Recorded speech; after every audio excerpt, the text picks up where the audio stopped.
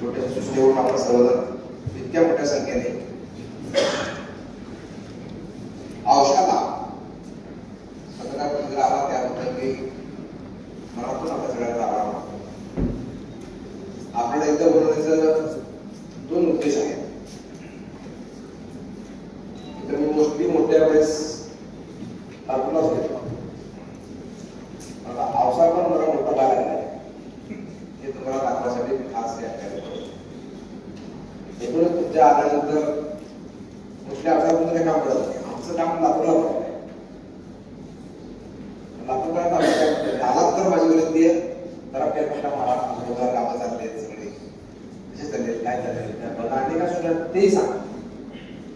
प्रथम आपल्या सगळ्यांना मी दिवाळीच्या निमित्तानं ऍडव्हान्स मध्ये शुभेच्छा देतो. औषधाचा आमदार म्हणून राज्य शासनाचं मुख्यमंत्र्यांचं दोन्ही मुख्यमंत्र्यांचं पूर्ण मंत्रिमंडळाचं मी मनातून आभार मानतो की अतिवृष्टी पूरग्रस्तांना भरीव अशी मदत महाराष्ट्राच्या इतिहासामध्ये यापूर्वी कधीही मिळाली नाही. इतकी मोठी लोक 32,000 कोटीची मदत या निमित्तानं मुख्यमंत्र्यांनी घोषणा केलेली आहे. त्यामध्ये 29 जिल्हे होते, 2 तालुके होते, पण आपले काही तालुके वाढले त्यांचाही मदत घेतलेली. त्याची ही यादी रात्री उशिरा बाराची यादी आहे ही आलेली आहे. साधारण राज्यामध्ये 90 लाख हेक्टर जमीन बाधित झालेली आहे. यासाठी 32,000 कोटीचं पॅकेज या निमित्तानं शासनाने दिले आहे. त्याचा जास्तीत जास्त फायदा मराठवाड्याला होणार आहे. आणि बघितलं तुम्ही 31 ऑगस्ट पर्यंत जे सर्वे झाले होते त्याचे पैसे पण पडायला चालू झाले. काही पण पैसे पडायला चालू होते. एनडीआरच्या माध्यमातून मिळाले 8,500 आणि बाकी आमचं 10,000 रुपये हे टप्प्याटप्प्यानं मिळायला चालू होते. दिवाळीच्या अगोदर शेतकऱ्याच्या खात्यावर पैसे पडायला या निमित्तानं चालू होते. साधारण कोरडवाहू जिरायत शेतकऱ्यांना हेक्टरी 8,500 एनडीआरचे आणि राज्य शासनाचे 10,000 अशा आपण देतोय. हंगामी बागायतदार शेतकऱ्यांना 27,000 रुपये आपण देतोय. बागायतदार शेतकऱ्यांना हेक्टरी 32,500 रुपये आपण देणार आहोत. तिची क्षेत्र मर्यादा होती 2 हेक्टरची. 2 हेक्टरच्या पुढे राज्य शासन गैर करणार आहे. 3 हेक्टरपर्यंत आपण केलेलं आहे. आणि इथं कुठेही काही गैरसमज झालेले आहे. आपण उदाहरण बहुउदाहरण हा कुठेही भेदभाव ठेवला नाही. इनफॅक्ट पूर्वी जनावरांना भरपाई देत असताना आपण 3 जनावरांपर्यंत देतो शासन. पण आता जितकी गेली असते तितकी आता काय शेतकऱ्यांचे 10,000 जनावर गेले तर 3ची कॅप काढलेली आहे. आणि जितकी जनावरांची नाव झाली आहे त्या सगळ्यांना आपण शासन या निमित्तानं पैसे देणार आहे. ठरवून गेलेल्या जमिनीसाठी 37,500 द्यायचो आपण आणि ते 10,000 वाढले 27,000 रुपये आपण आता द्यायला चालू केलेलं आहे. आता नरेगाचे पैसे 3 लाख रुपये ऍड होणार आहे. 3.5 लाख रुपये जवळपास शेतकऱ्यांना या निमित्तानं मिळणार आहे. त्याचबरोबर पीक विमा संदर्भात पीक विम्याच्या कंपनीसोबत शासनाचे प्रतिनिधी कृषी मंत्री आणि कृषी सचिव हे बसून मिनिमम मॅक्झिमम मिळणं चांगलंच आहे पण मिनिमम 17,000 रुपये प्रत्येकी मिळतील अशी शासनाने हमी घेतलेली आहे. तेही तुम्हाला या ठिकाणी आपण या निमित्ताने करू इच्छितो. त्याचबरोबर विहिरीचं नुकसान कधी आपण देत होतो पूर्वी पण या निमित्तानं शासनानं कुठल्याही विहीर बसत नाही. एनडीआरमध्ये बसत नाही, एनडीआरमध्ये बसत नाही. तरी पण शासनानं या पडझडीमध्ये अनेक ठिकाणी विहीर वाहून गेले आहेत. विहीर गाळ साचलाय, विहीर पडले आहेत तर त्यांनाही 30,000 रुपये शासन या निमित्तानं मदत करणार आहे. त्याचबरोबर एकूणच टंचाई माननीय मुख्यमंत्री महोदय मुद्दे आले होते त्यावेळी त्यांनी घोषणा केली होती की टंचाई समजून म्हणजे जसं जनतेची मागणी काय होती ओला दुष्काळ. ओला दुष्काळ हा शब्द काही शासन टेक्स्टमध्ये नाहीये परंतु टंचाई आणि टंचाईच लागू केली आहे. त्यामुळे टंचाईच्या काळामध्ये जशी फी माफी असते परीक्षा फीस माफी महसुली कर माफी कर्ज पुनर्गठित करते या सगळ्या बाबी या निमित्ताने इन्क्लूड केलेल्या आहेत. त्याचबरोबर मनुष्यहानी झाली तर 4 लाख रुपये गेला असेल तर 37,500 देतो. ओढकाम करणारे जनावर म्हणजे बैल त्यासाठी 32,000 रुपये देतो. वासरू गेले तर 20,000 रुपये देतो. शेळी मेंढी त्याला 4,000 रुपये देतो. कोंबडी किती 100 रुपये देतो. हे सगळं देत असतात. 3ची मर्यादा मात्र आता जेवढे गेले तेवढे केलेली आहे. आता काही ठिकाणी गरम पाण्यामध्ये होती त्याला शासन 10,000 रुपये देते. काय बेत पडली असेल खसली असेल तर त्याला 4,000 रुपये देते. ते ऑलरेडी जे नियम आहेत त्या नियमाने कसलीही बदल या निमित्तानं केलेली नाही. एक ऍडिशन केलेलं आहे. काही ठिकाणी दुकानं क्लोज झाली, किराणा दुकान असेल किंवा गावातलं मार्केट असेल, पाऊस पूर आल्यामुळं जसं पुरात पाणी आलं उजनीवर आमच्या पुरात पाणी डायरेक्ट गावात आलं असं बऱ्याच ठिकाणी झालं. गोळीचं झालेलं आहे, शिवणी पुसलेले त्या भागात झालेलं आहे. त्यानंतर आणखी आवराच्या भागामध्ये काय झालेलं आहे, आमच्या पूर्ण केरळा मांडला काढ आणि आवराचा काढ या गावात पाणी आल्यामुळं काही दुकानाचं नुकसान झालेलं आहे. त्या दुकानदाराला 50,000 रुपये आपण शासनाच्या माध्यमातून द्यायची घोषणा या निमित्तानं केलेली आहे. त्याचबरोबर मोठी साधारण 10,000 कोटी रुपये तरतूद FDR प्रोग्रामसाठी केली. जे प्रोग्राम आपले जातात त्यानिमित्तानं इतकी मोठी तरतूद यावेळेस करण्यात आलेली आहे. आणि विशेषतः लातूर, बीड आणि तिला या भागामध्ये मोठी पुढं वाहून गेलेले आहे, रस्ते वाहून गेलेले आहेत. त्यानंतर आमचे तिन्ही तालुक्याचा प्रोग्राम या निमित्तासाठी झालेला आहे.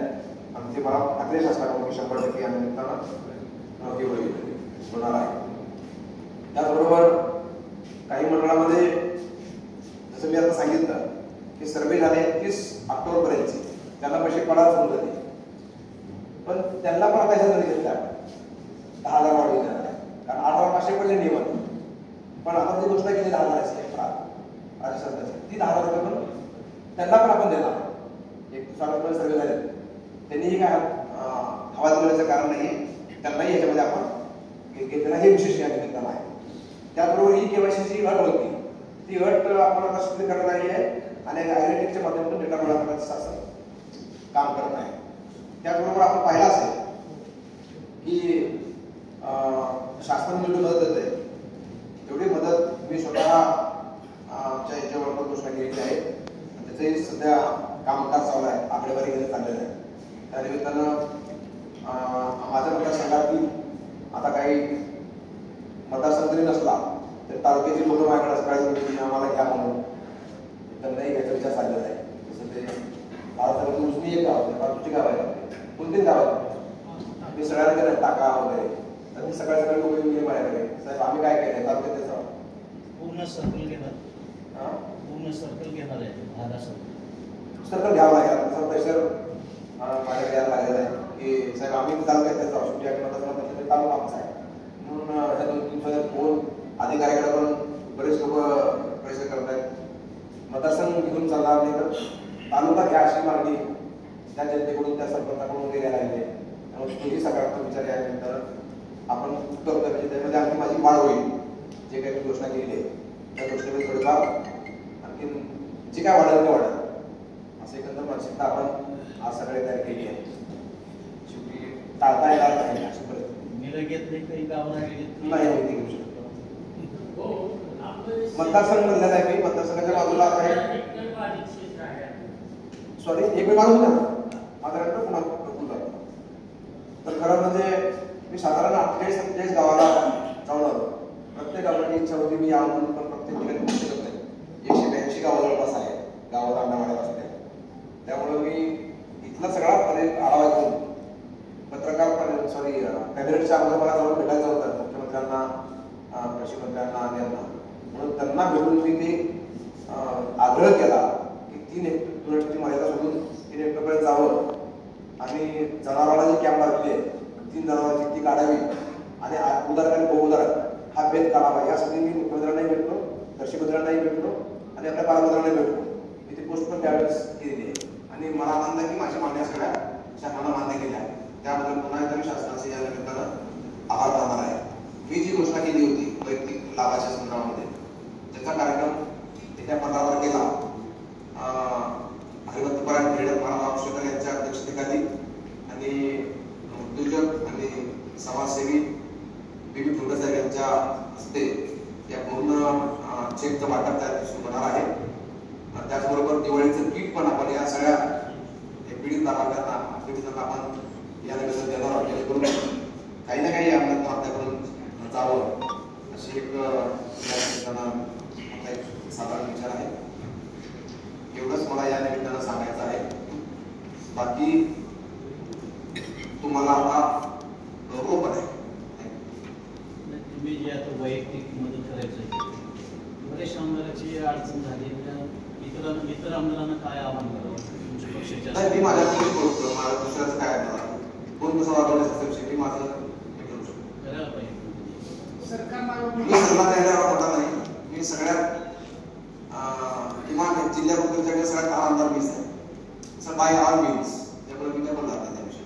सरकारला मदत करायला आहे परंतु त्याच्यात पशुधन येणार नाही असं संकल्पना धरून आपण ती मदत करताय का? सगळं बदल व्हायचं. जनावरांमध्ये गाय, म्हैस, रेडा, शेळी, कोंबडी सगळं घेतलं. सरकारनं बारकाईने लक्ष देऊन कोंबडीचा सुद्धा विचार केला. तर त्याच पद्धतीनं जर आपण त्यांचे 100 आपले 100 मध्ये काही कोंबडी सहज येऊ शकते. मी तर आता मी माझ्या गोष्टीमध्ये मी मनुष्याने 4 लाख रुपये शासनाचे 4 लाख रुपये आमच्या एनजीओचे जनावर गेला असेल तर 32 बैल गेला असेल 32 त्यांचे 32 आमच्या एनजीओचे दुग्ध जनावर गेला असेल गाय म्हैस गेली असेल तर 500 त्यांचे 500 आमचे. एकूण उद्देश काय आहे? शेळी गेली तर 4,000 त्यांचे 4,000चे. कोंबडी 100 म्हणले कुठे कोंबडी 100 येत नाही मला पुन्हा कळालं. मी खात असताना माहिती नव्हतं. मला आमच्याकडे सांगितलं व्यवसाय 100 कोंबडी येत नाही. एवढं किती पाहिजे? 500 द्या. म्हणजे काय 500 देऊ. एका कोंबडीला 100 रुपये सरकारचे 500 माझे असं करून आपण 600 रुपये देणार. पण हे काय अनेकदा मला विचारलं की बाबा हे खरं तर मला एकदम गोष्टीवरून हे जाणवलं करणं गरजेचं आहे सगळे. आणि मी माझ्या भाषणात प्रयत्न केलेला आहे. बैलाला बैल घातला पाहिजे, गाईला गाय घेतली पाहिजे, शिळ्या शेळी घेतली पाहिजे आणि म्हशीला म्हैस घेतली पाहिजे. का तर आज समजा एखाद्याचं म्हैस गेली काका शेतकऱ्याला सांगितलं मला कसं माझ्याकडे म्हैस होती 2 वेळ दूध द्यायची. संध्याकाळी दूध आम्ही घरी ठेवायचं, सकाळ दूध आम्ही विकायचो. 400 रुपये यायचे. घरी लेकरं पण दूध घ्यायचे, आम्हाला दूध घ्यायला मिळायचं. पण ते दूध बी गेलं म्हैस बी गेली आणि आपण देणार किती सरकार 24,500. आज कुठलीही म्हैस 17,000 काही नाही 60-17,000. त्यामुळे मी विचार केला की बाबा हे घर पण चाललं पाहिजे, झाडा पण बंद झालेला आहे, लेकराला दूध चुकलेलं आहे, त्यामुळे त्यालाही दूध मिळालं पाहिजे. म्हणून मी असा विचार केला. दुसरं एक माझ्या कामावर गोष्ट आली की 2 बैल होती. एक बैल होऊन गेला, एक बैल राहिला. तर नक्कीच दुसरा बैल तो एक बैल चुसू शकत नाही, दुसरा बैल घेऊ शकत नाही. तर दुसऱ्यामध्ये येते काय?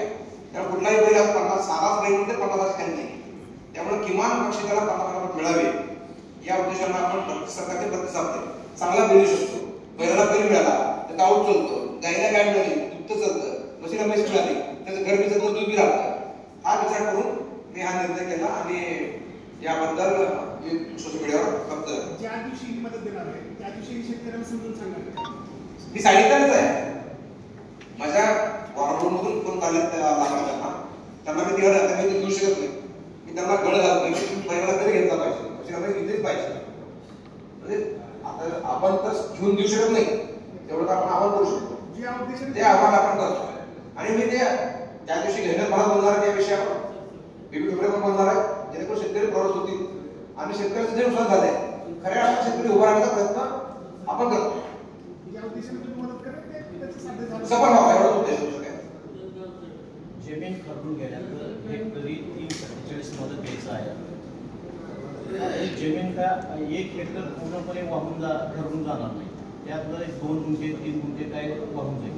तर ते नुकसान भरपाई आपण जे देणार आहोत ते कशा सुरू करतात नाही शासन त्याच्यामध्ये आपण जे आता आपलं धोरण आहे ते गाळमुक्त शिवार गाळमुक्त जमीन जे आहे त्या माध्यमातून आपण त्यांना मदत करणार, रॉयल्टी घेणार, ते कुठले काय घेणार ते त्यांना माध्यमामध्ये नरेगाच्या माध्यमातून आपण मदत करणार आणि त्याचबरोबर कॅशमध्ये आपण देणार.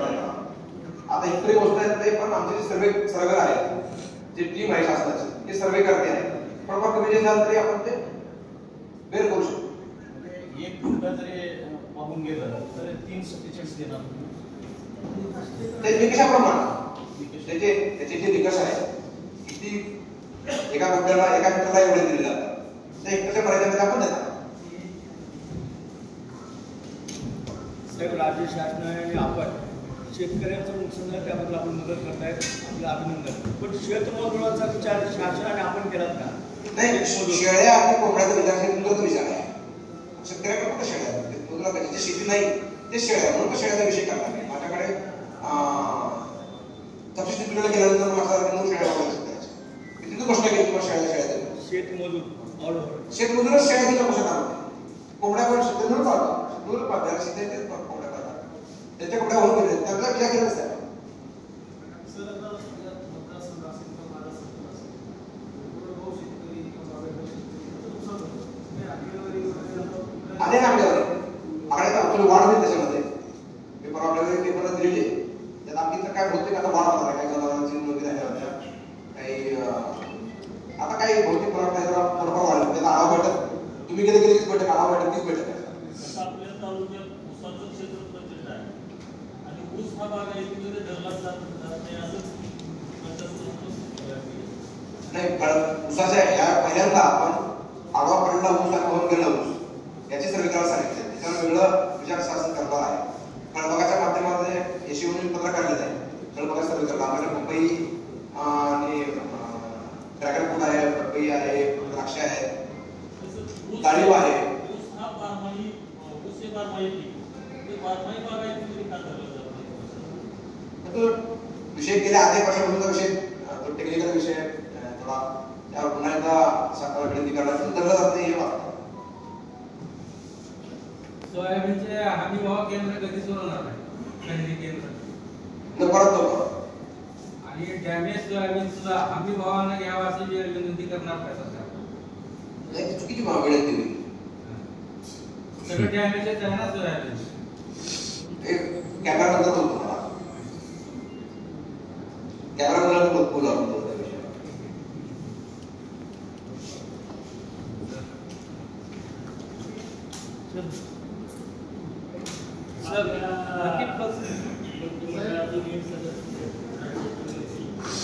बाबासाहेब पाटील यांनी शेतकऱ्याच्या संदर्भामध्ये काही वक्तव्य केलं होतं. त्यामुळे आपल्याला काय वक्तव्य काय नाही, त्यांनी खुलासा केलेला आहे, त्याचा खुलासा पण आला, त्यामुळे आता कोणाकोणाची गरज नाही. नाही, त्यांनी खुलासा केला त्यावर पुन्हा मी बोलतो बोलणार नाही. ते सिनियर मंत्री आहे, काय वडील वडील आहेत मला, ज्या बँकेच्या खात्यामध्ये किती कर्ज आहे बँक खातेदारांचं ते कुठलेही काढता जाणार नाही. बाकी विमा अनुदान देत नाही ते बँकेला. नाही जाणार नाही, त्याच्यावर कारवाई होईल बँकेवर. आता जानवळ बँकेमध्ये बँकेवर कारवाई होईल.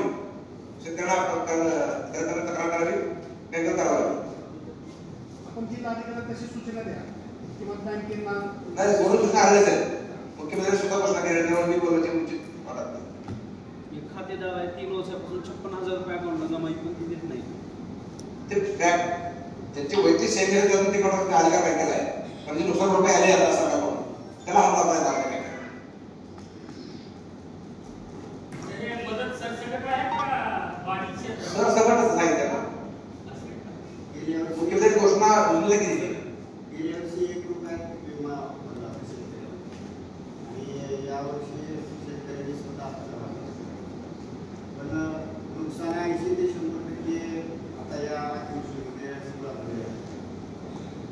पीक विमा जोखीम 58,000 हेक्टरी असेल तर 17 ते 18,000 कसं मिनिमम तेवढं सांगितलं आहे. मिनिमम तेवढं दिलं जाईल सांगितलं. मॅक्झिमम त्याच्यावर शिकवा.